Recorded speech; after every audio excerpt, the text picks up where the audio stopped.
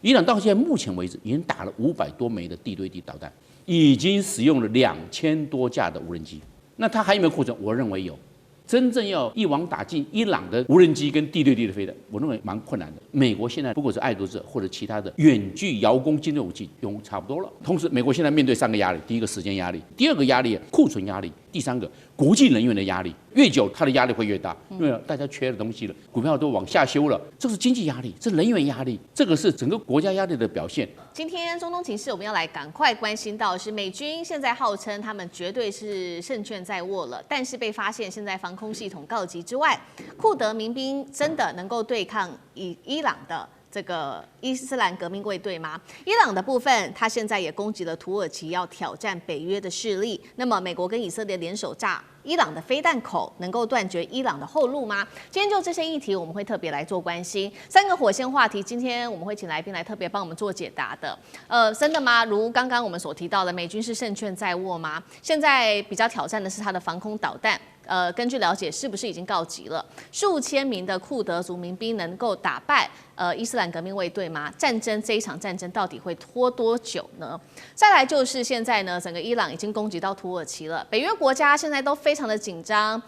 到底要不要启动自己的安全承诺呢？这个是打脸了川普，他说已经摧毁了伊朗的飞弹战力吗？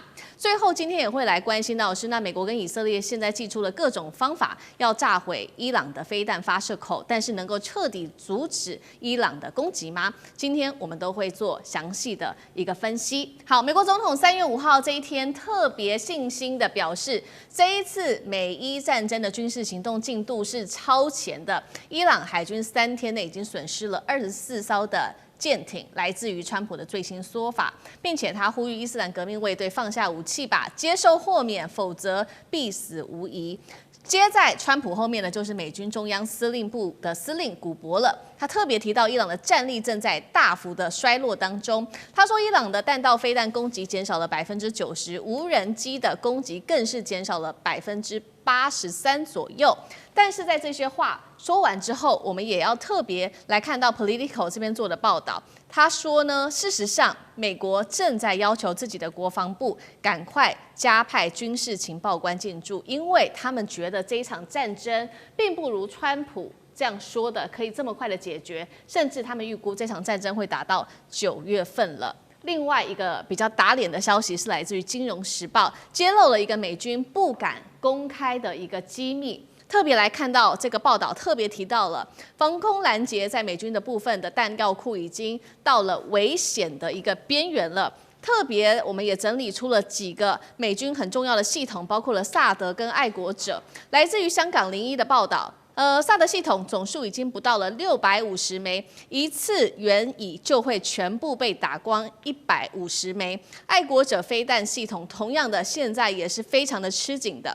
首尔最新今天新闻的一个消息说，美军正在商谈要调动驻韩的武器了，包括爱国者飞弹到中东地区，这都是最新的消息。另外一头，我们今天也会来关心到的是库德族的部分，已经遗失，准备好待命了，在1周到10天之内就会来施行跨境作战。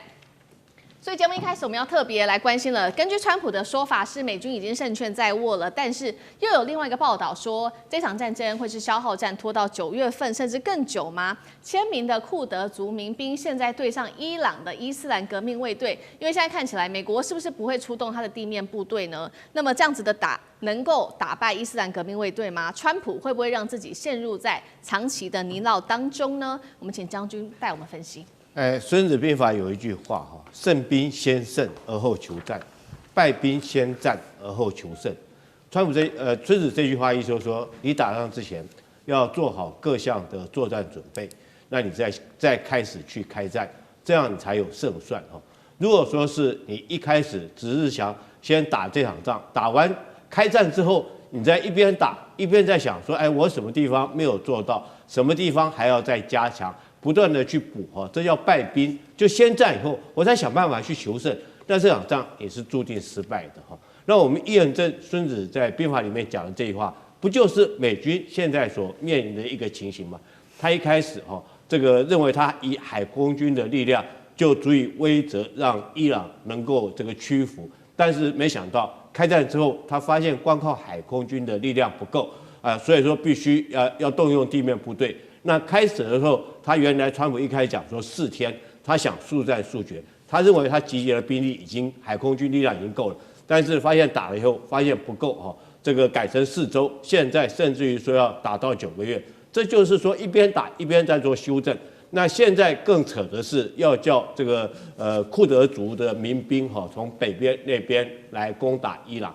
那我解释一下，库德族中东地区总共有5大民族哈，只有库德族这个民族是一个很悲情的民族了，因为只有他没有自己的国家哈。我们不管看到波斯他自己有这个伊朗国哈，这个甚至于犹太都有以色列。这个阿拉伯民族有阿拉伯这几个国家，那唯一遗憾的就是库德族。他虽然说在这个地方有领土，有在这边生存，但是他因为不是一个国家，就变成一个游牧民族。那当然被几个国家欺负，尤其是包括土耳其啦或者是叙利亚啦大家都在打他。那美国一直利用库德族来帮他打仗。之前我们讲说这个 ISIS， 他就是用库德族去打的。那打完之后，事实上他就弃之不顾了，也没有照顾人家库德族。所以我觉得这次库德族还愿不愿意再帮美军打仗，这是很大一个问题。那为什么要用库德族去打这个伊朗呢？因为我们都知道伊朗他是什叶派，那库德族他们是逊尼派的，所以他认为说可以借着这个宗教上面的这种矛盾可以挑拨利用库德族来打伊朗，这是美国自己打的如意算盘。但是我们看现在证明几件事情。第一个，川普我想说他会想要动用库德族，证明一件事情。证明就是说，你光靠海空军的力量是不足以这个屈服这个伊朗这个国家的，必须之后再怎么样，你都要动用地面部队，才有可能结束这场战争。这是第一个证明，这个我们之前所研判的没错。那你川普要打这场仗，从头到尾你都没有准备地面部队在这边，那临时去拉了库德族来打。第二个，我们看看伊朗这个国土。这个打仗来讲的话，天地敌我水这5个因素你要考虑进去。天候地形，那我讲地形好了。地形来讲的话，伊朗之所以数千年以来没有被其他国家没有被其他民族所消灭过，就是因为它的地形非常复杂，它4周环山都是山脉，然后国土纵深非常的深远，你靠地面部队要入侵不是这么容易。我们都知道，从海岸线到这个德黑兰。要1000公里长，1000公里，你作战纵深要多久啊？那你光开车你要开多久？那你运这个弹药要运多久？如果说你只靠这个库德族民兵的力量来讲的话，它毕竟只是一支游击队，它没有持续的战力你后续来讲，后勤补给、弹药、粮秣等等来讲的话，它如果说就算库德族从北边那边入侵，他打到德黑兰，我觉得他力量是不够的。那第3个，我们看这库德族现在你能够动员的兵力也不过是数千人而已。那数千人大概就是一个团的兵力，一个旅的兵力，不到一个师的兵力。大家要晓得伊朗来讲，它虽然海空军现在长期被美国所制裁，所以它海空军是很弱的，它几乎没有什么海空军所以一开始这个川普讲说，海军已经彻底被打趴了，空军也没什么制空。可是不要忽略了，伊朗来讲的话，它的陆军作战力量还是非常具有实战力，尤其是它的革命卫队这是很有坚强的地面作战部队。所以库德族就算是你动用库德族，那能不能够击败这个伊朗的地面部队？我觉得这存在很大的疑问。所以我们看出来，川普来讲的话，他这场战争他已经是一边打，他一边想办法还要求胜，那已经注定所谓的败兵先战，然后再去求胜。好，所以我们看到整体美军现在战力的部分，在海空上面补给发生了很大的一个空缺的问题，这是来自于美方自己的媒体自己证实的消息。那兵力的部分呢，现在同样是面临很大的不足尤其现在光靠库德族是相当不足够的。包括了伊朗现在都看在眼里持续的扩大。它对于其他国家的攻击，现在呢已经打到了，在这几天打到了北约的成员国土耳其去了，当地的这个应急立刻空军基地发射飞弹，这边注意了，驻有大量的美军。虽然说这个飞弹后来是被拦截下来了，但是北约的国家现在其实都非常的紧张。北约国家现在已经在讨论了，大家是不是应该要在这个时候启动共同防御条约呢？在内部已经掀起了非常多的讨论。那么美国跟以色列现在另外一方面则是派出他们的这侦察机在某些已知道的这个伊朗地下飞弹城的上空做盘旋，如果有发现什么任何的活动，会立刻派他们的战机跟武装无人机来针对发射口进行攻击。这个伊朗手上还有哪一些长程的飞弹呢？如果只是打这个发射口，打不到飞弹城的本体，真的能够摧毁伊朗的战力吗？张将军又怎么看？因为这个伊朗算是被动反击。因为都是美国跟以色列先去炸伊朗，伊朗他针对这11个母国家啊，包含土耳其、亚塞拜然，还包括整个中东区11个国家实施飞弹反击，它是反击、自卫反击、被动反击，而且它针对的是美军的基地，它不是说要打土耳其、要打亚塞拜然，不是，是打他的美军的基地。美军在那边，我不打你，你战机起飞，你的飞弹这个来实施对伊朗实施攻击，那我就他们只能干瞪眼了。当然，这个飞弹或者是无人机过去的，可能有中途被拦截，打掉之后，它刚好掉到土耳其境内了，那可能炸死了这些土耳其的老百姓呢，亚塞拜然老百姓了。那不管还包括约旦、沙烏地阿拉伯、阿联酋、巴林、卡达、科威特、伊拉克多了，叙利亚等等太多了。那这样子的话，那你要怎么去算？那今天伊朗它只是一个自卫反击嘛，因为它被打了嘛，是这个状。那现在伊朗最多的它飞弹主力是流星3号，流星3号可以打到1300公里。你看看，你现在把你一画，包含以色列啊，包含土耳其都画到了，亚塞拜然都画进去了。你看可以画那个半径图，1300公里一画进去，那它又是惯性导航，再加上可能它可以有利用美国那个不是美国的 GPS， 而是中国大陆的北斗。那叫定位又比较精准。那当然，美国或以色列它会发射大量的爱国者3萨德系统、反导系统就出来了。但是我们知道反导系统毕竟贵，你每一枚大概400万美金，就是1亿多台币啊，非常的贵啊。那你一次又不是1枚来拦截，你打2枚到3枚啊，来拦截这个弹道飞弹流星3号，那是不是就会变成4倍公办？对美国来说。反正伊朗就继续打，伊朗到现在目前为止已经打了500多枚的地对地的导弹，已经使用了2000多架的无人机，已经用到目前。那它还有没有库存？我认为有，但是在山洞里面啊，美国去炸山洞口？问题这个山洞口好几个山洞口每一个基地都好几个，不是就一个炸完就没有，旁边有南洞口、北洞口，还有备用洞口。是，那你能够通通把它炸完吗？所以防不上，因为伊朗它是盆地。高原还有山脉，它地形的善用地形，它直接挖就可以，它又不是像乌克兰这一眼平川大黑土地带，不是因为伊朗跟北边的阿富汗还有东边的巴基斯坦，他们是地形都是山脉高原，这不一样。那山脉高原我觉得打进去就是山洞了，那你怎么炸？美国用碉堡克星，美国用钻地炸弹去炸，但是问题是你的厚度是有限的啊，我在下面你怎么炸？你只能炸洞口。洞口位轻轻就出来了，里面是好的，你洞口炸烂，但是里面是好的，是这个样。所以真正要毁灭、一网打尽伊朗的无人机跟地对地的飞弹，我认为蛮困难的。同时，美国现在面对3个压力：第一个时间压力，本来说打4天，或者说打2个礼拜，现在说我们可以打4个礼拜啊。那4天变成4个礼拜，你不增加7倍啊？或者说，美国是面对了时间压力，而且知道现在美国的行动线现在已经开始初选了。都有手工的压力都已经开始了，所以时间的压力，美国必须面对。第二个压力，库存压力，它向韩国调拨，没有向日本调拨吗？你敢讲吗？对，没有向台湾调拨，你敢讲吗？那只是有人讲，有人还不敢说。我向你调拨你还可以，还不能咋呼。换句话说，美国现在能够，不管是爱国者或者其他的远距遥攻精准武器去用差不多了。那现在要调拨，要不然我也没了。那伊朗还有，伊朗还打我，我没有拦截不行，那他为什么像欧洲调拨最快那么近？不行，因为像乌克兰战争那边，他现在有战争急需，不可以像欧洲的调拨，那像亚洲吧，对不对？朝鲜半岛现在也没有什么状况啊，对不对？这个黄海、东海也没有任何状况啊，可以。所以美国它现在有库存降低的压力，现在显现了。第3个，国际能源的压力，你这核武是海峡被伊朗这个封锁，大家能源都叫苦连天。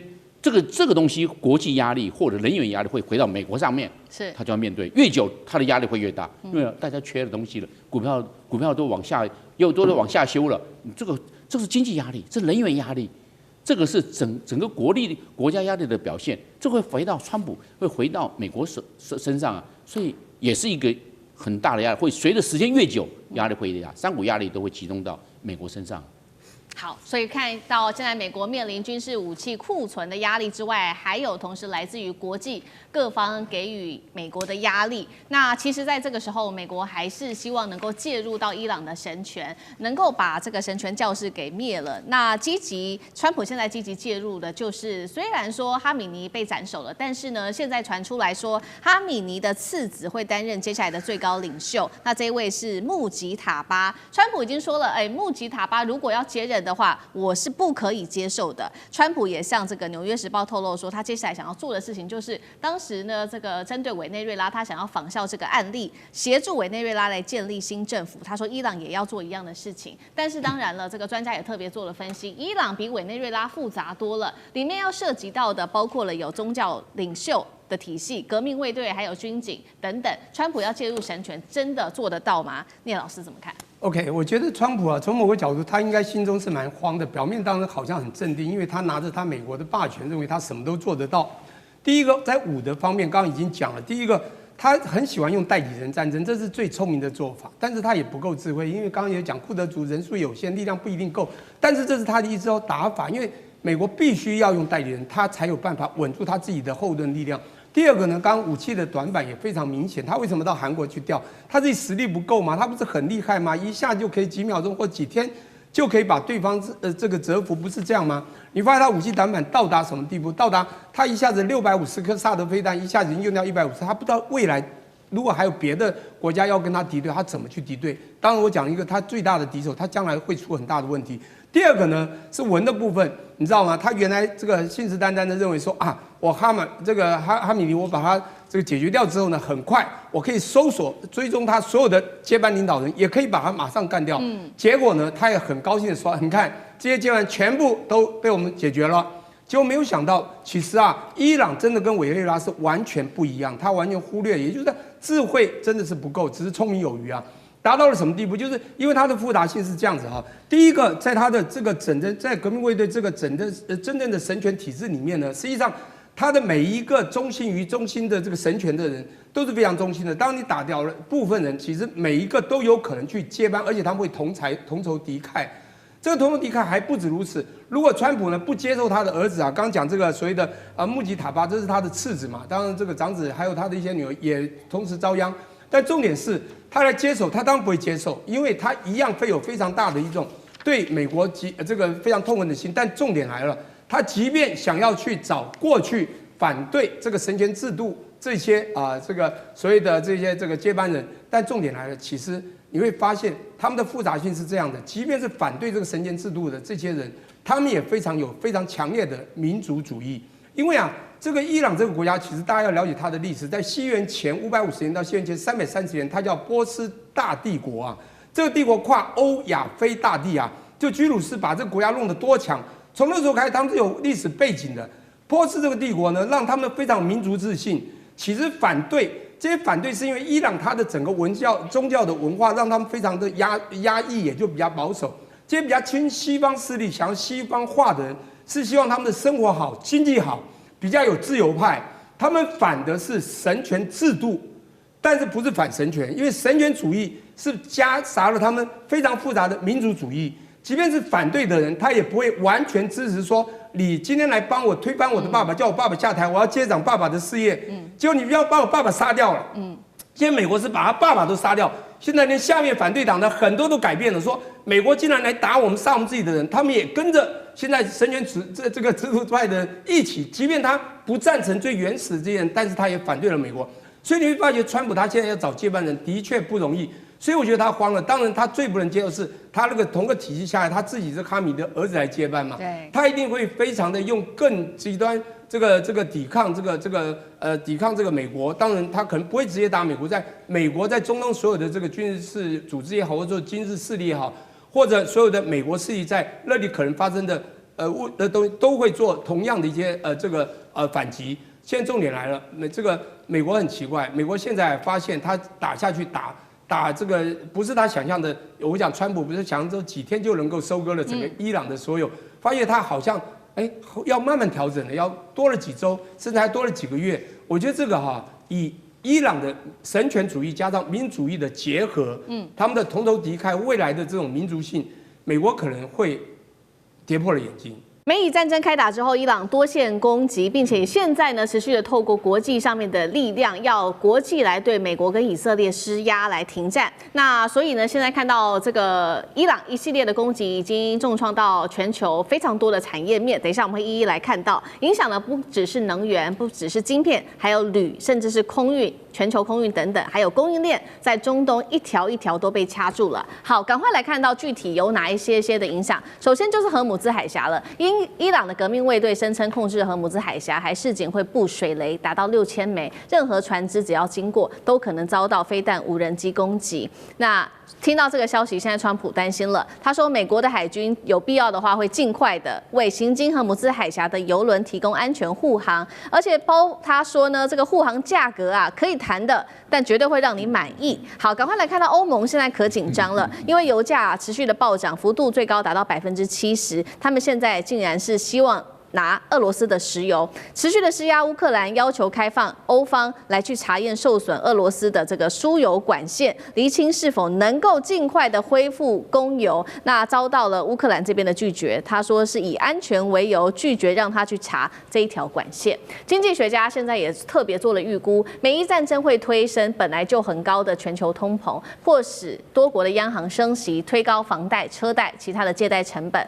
我们处于非常危险的一个时期。再来就是半导体产业也会受到影响，因为荷姆兹海峡的封锁会重击卡达氦气运输到欧洲跟亚洲地区。那么卡达的氦气占全球的生产占比达到了30%，也就是晶片制造的关键气体会被因此卡住，这是对于半导体产业的影响。再来，对于炼铝厂，卡达这边的炼铝厂的电炉也会因此关闭，如果重启还需要半年的时间。那大家可能感受很深的，还有就是在空运了。现在有多国的国际机场都已经关闭了，在中东地区多个国际机场都已经关闭了，数万人还有他们的货物都因此滞留。天然气价格则是持续的暴涨了，暴涨幅度高达34%。卡达液化天然气的出口也暂停，时间什么时候恢复，到现在仍然是不确定的。伊朗真的敢封锁荷姆兹海峡吗？全球20%的石油命脉都在这里，水雷他敢布吗？那么飞弹他真的也敢在这边做吗？引爆全球的能源战争，接下来会真的发生吗？赖老师怎么看？我觉得伊朗已经有动作了啊！我们现在看到您所列举的啊，像日本有44艘船被困在里面出不来，啊，大陆也有20几艘船也是被困在里面啊。那不用讲说欧美他们的航运公司的船有上百艘都被困在那边出不来。现在能够通过这个荷尔木兹海峡的船真的很少，而且最主要是《金融时报》有发布一个消息，这个消息是根据有这个可靠人士所公布的，就是说啊，国际的航运的保险公司已经完全中断啊，所有的停止啊保险了，而且他们目前来讲要重新讨论这个保险的价格，也至少要往上攀升50%。这代表什么？代表风险市场越来越高了。我们一般来讲是这样看啊，我比大家看的还是中原海运啊。为什么中原海运呢？因为过去在胡塞组织在封锁这个打红海的时候啊，美国、英国还有以色列的船被打得还蛮严重的，但是中国的海运还是可以通，而且中国也通。我们也看到了，大部分的船都后来都跟着中国的船在走啊。可是这一次中原海运已经宣布不走了。那就代表什么？风险升高了。我们也看到伊朗这次的做法跟以前不一样，以前是采用扣押啊，但是这次是直接把你打掉。那已经有公布了好几艘油轮被打掉啊，那个名称都有，所以那是等于是有事实可查了。也就是美国的一艘油轮被击中，起火燃烧，还有几艘的油轮啊也被打到，然后有但是后来也被扑灭。目前来看的话，我觉得到最坏的一个状况，伊朗才有可能采用封锁，也就是布水雷。布水雷这茲事体大，因为它影响的已经不只是伊朗的问题，影响整个中东国家，也影响到中国大陆了。那大陆已经摆明他的态度就是这个做到这么绝，还是要考虑再三啊。我个人觉得到目前为止，布水雷不容易收困难啦。对这个没有那么简单。但是以目前来讲，针对于美国跟以色列的油轮来打，这个已经出现了。好，李将军呢？我觉得川普非常有意思哦。以前有一部电影叫《保镖》哦，这个你觉得川普现在是不是把美国海军当镖局？这个护航，然后收钱，保镖不就这样吗？对不对？这个运送这货物在古时候这个道路上面运输的时候，为了怕土匪抢哦，所以要请镖局的人来这个保护这个货物。那现在川普要收钱嘛？川普是不是就现在就是把美国海军当保镖哈？这个护航，然后收钱，但是我觉得这个作为有没有效果？我觉得没有效果。你这反而中了伊朗的这种道哈。为什么？当你海军把你的舰艇弄到荷姆兹海峡，荷姆兹海峡你要护航只有30公里的距离，那用炮都打得到它不要用导弹，也不需要用什么无人机，它用火炮就可以打到你这个美国的军舰。那你是不是把美国军舰置之于死地？所以从荷姆兹海峡这次被封锁，我们看出来，美国对于这次开战并没有做好完全的准备，因为所有人，包括我们都知道，荷姆兹海峡，伊朗一直威胁着是要封锁。虽然说在两伊战争期间，他为了怕说杀敌1000自损800，在两伊战争期间，他都没有封锁荷姆兹海峡。但是这一次他面临他这个生死存亡的关头，他已经抱定了一种鱼死网破，就算是我自损8000，我也要杀敌你10000所以他这次就封锁荷姆兹海峡。难道你美国在开战之前你没有预判到这种情形吗？如果说你有这种预判的话，你是不是应该事先就采取防护的一些预备措施？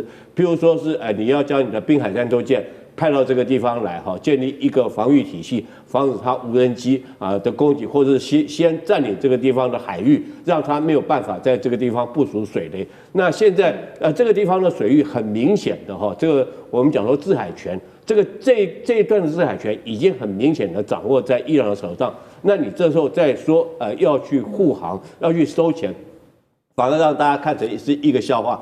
当然，我个人认为说是伊朗封锁荷姆兹海峡，可能后续这个时间有多长，其实有待观察了。它是不是达到它目的之后，引起全世界的注意，然后甚至于引起海湾国家这个对美国产生排拒，甚至于全世界其他国家会对于这个美国发动这场战争采取一种这个反对的声音之后，它达到这个目的，是不是就可以自己？也为了他自己原油能够运出去，他就会解除。我觉得这才是之后解决的方式。好，所以现在伊朗荷姆兹海峡的封锁会影响到能源是否告捷。那欧盟很紧张，还说希望拿俄罗斯的石油，委员又怎么看？如果封锁荷姆兹海峡，全世界只有2个国家获得庞大的利益，一个叫美国，一个叫俄罗斯，其他输得很惨。所以美国欢迎他封锁，为什么？本来他打伊朗就有人觉得不太妥当，一封锁的话，哇，这下肥了。呀，海湾国家要不要拜托美国去修理伊朗？你那个欧洲国家还敢跟美国站在对立面吗？不会了，包括中国都会，拜托，干嘛不要打？要不然你伊朗收手。其他国家包括日本、韩国、台湾都受害。那美国就是全世界最大的石油出口国啊，他担什么心啊？对不对？你们要求他，刚好颠倒。那俄罗斯呢？本来。你不是不能卖吗？我石油不能卖，天然气吗？变成每个人求着他卖了，因为全世界2大就他嘛，还有加拿大这一下子也可以卖一点啊，对吧？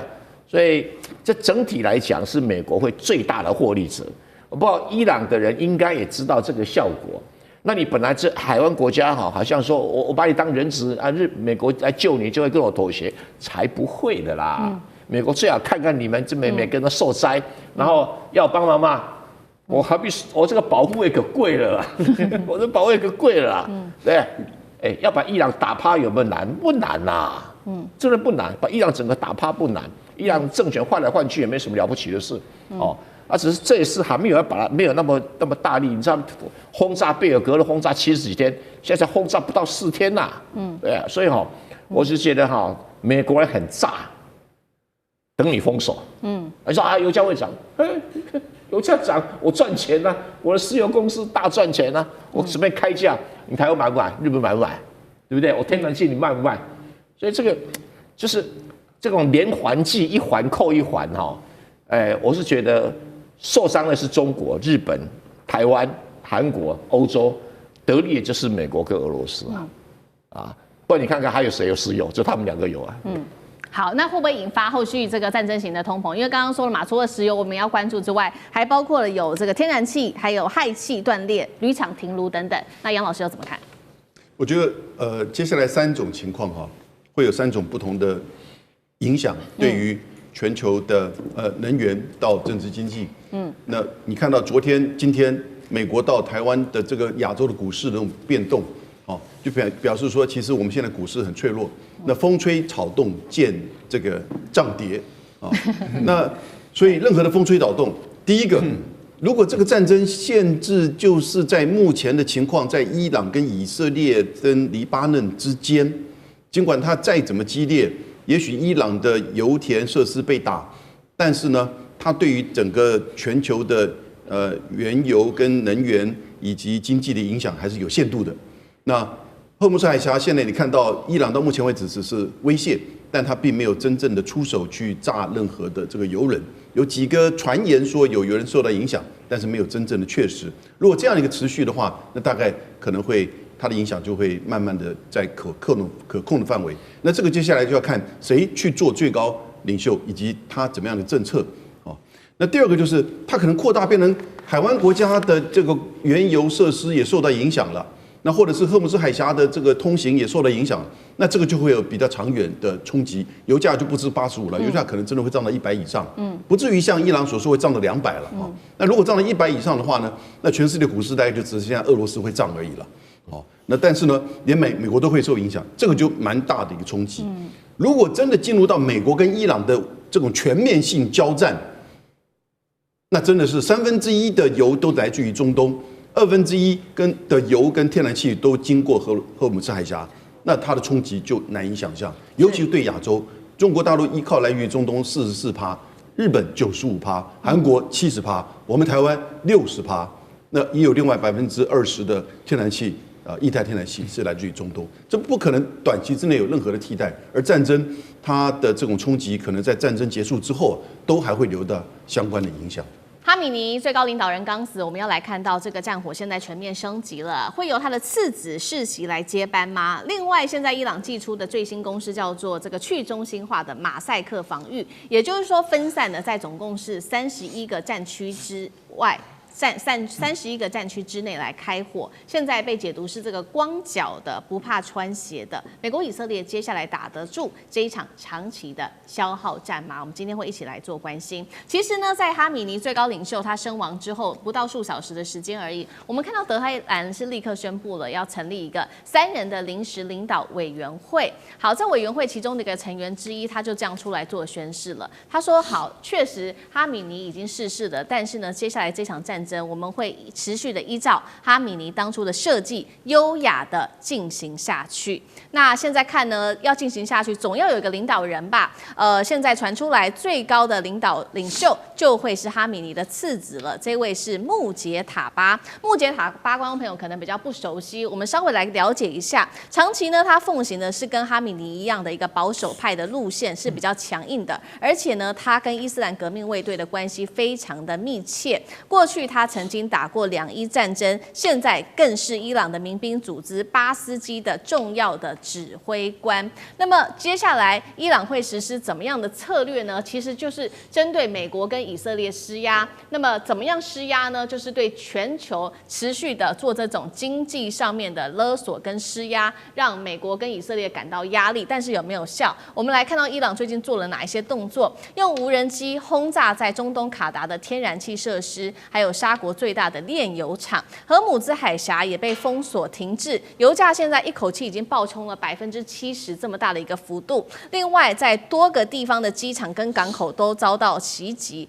在阿联、在科威特、伊拉克等等，我们最近几天都有提到，包括了美军基地，有多个美军基地都遭到袭击。那另外一方面呢，伊朗最新也采取了最新的攻势，这个攻势叫做马赛克防御，也就是一种去中心化的方式。伊朗把他的军队拆分为31个战区，每个战区呢就有自己独立的一个领导人，他们就再也没有一个所谓的统一的中央命令的一个方法了。这些领导人在31个战区自己来决定说，我什么时候要做攻击，我的目标是谁，我要用什么样的方式来做攻击。这样子的好处呢，我们来看到伊朗的外长怎么说。他说，就是因为在过去20年之间，我们伊朗长期在研究美军的失败案例，他认为就是这种去中心化马赛克防御的体系，才能让伊朗胜利，来决定战争到底何时，还有如何来做结束。节目一开始要特别请教委员怎么看了这个伊朗的次子，也就是这一位强硬派的穆杰塔巴上尉，这是伊朗神权世袭化，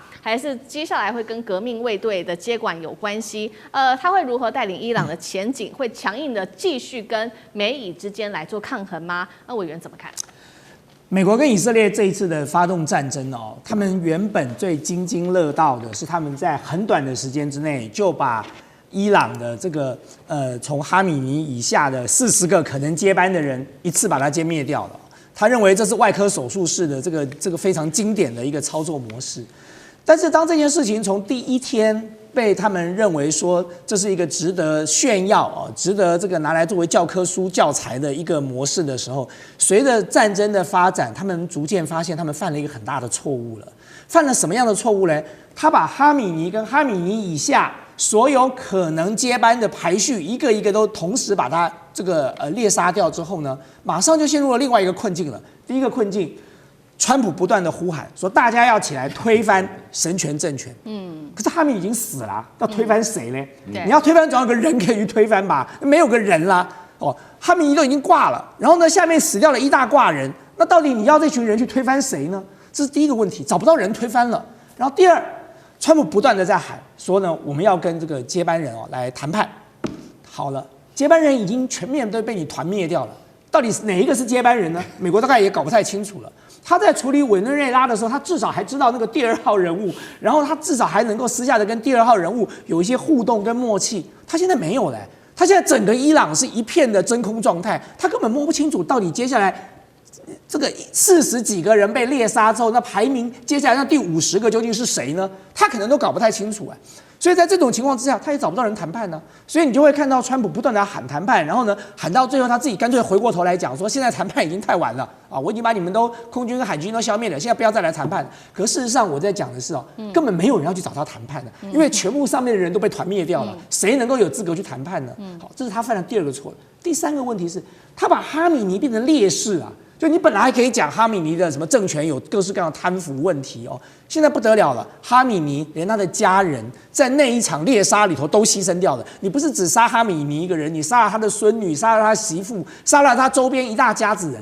哈米尼现在变成了这个殉教者了，不管是他真的有没有真的想要殉教，但他就变成殉教者了。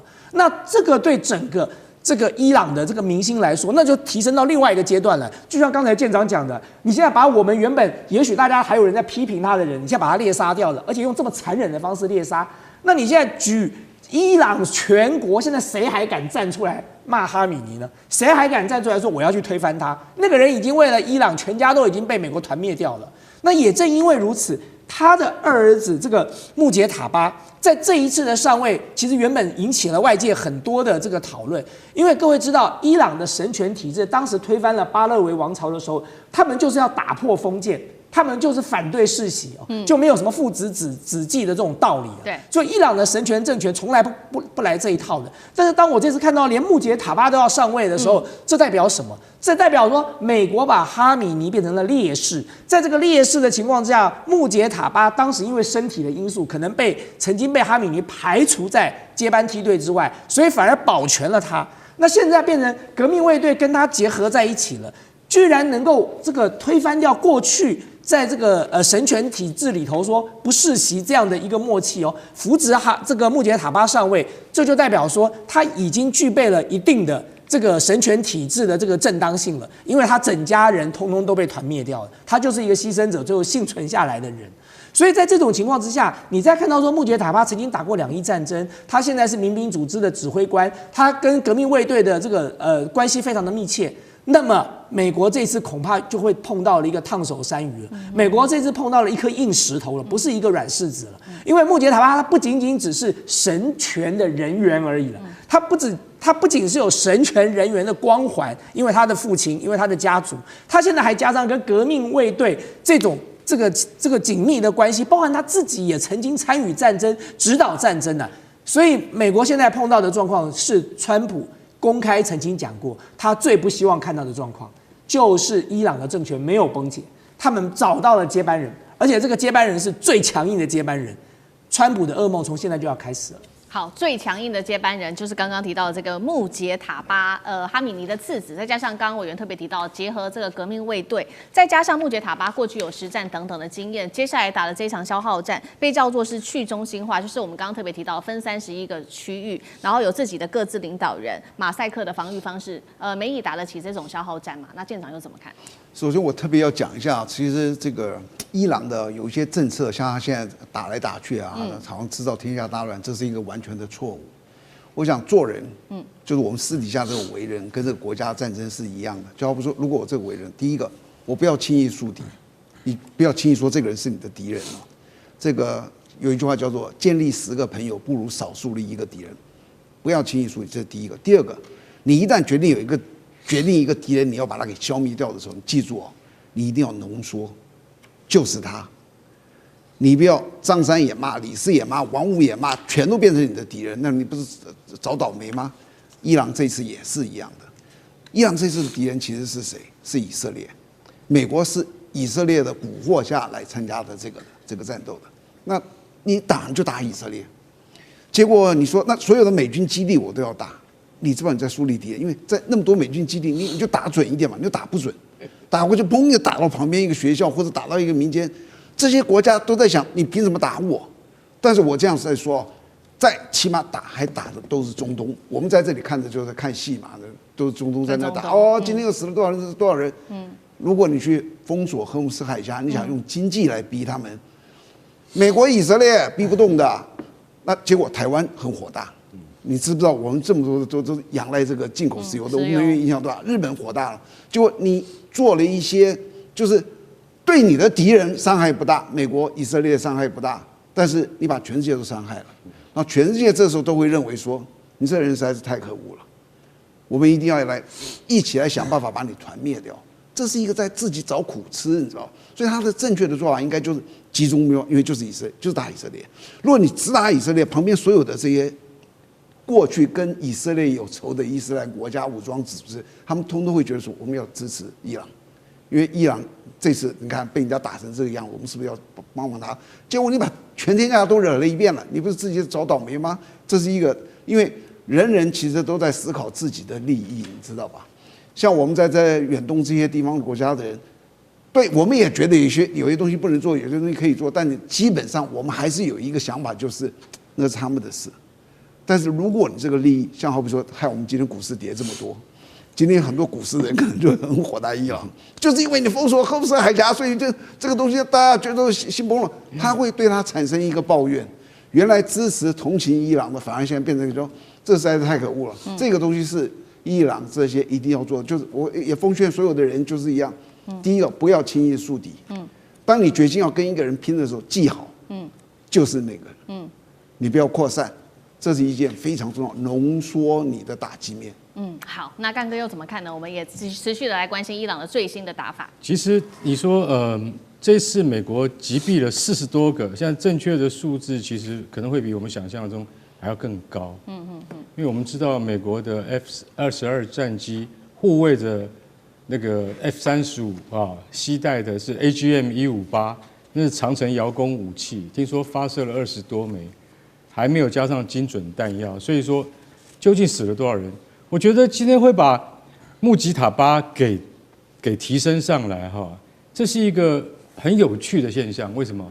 因为你最高伊斯兰的革命委员会是不会让这个儿子继承的，那现在让儿子继承呢，代表什么？代表没人。没人呢？为什么没人呢？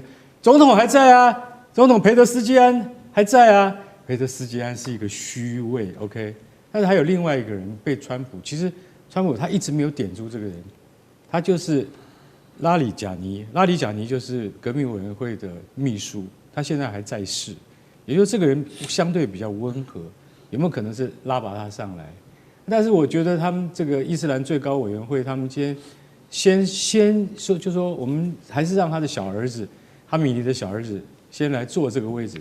可是我要跟你讲啊，神学士的他们就是他们这些传教士，高阶传教士，他们的标准很高。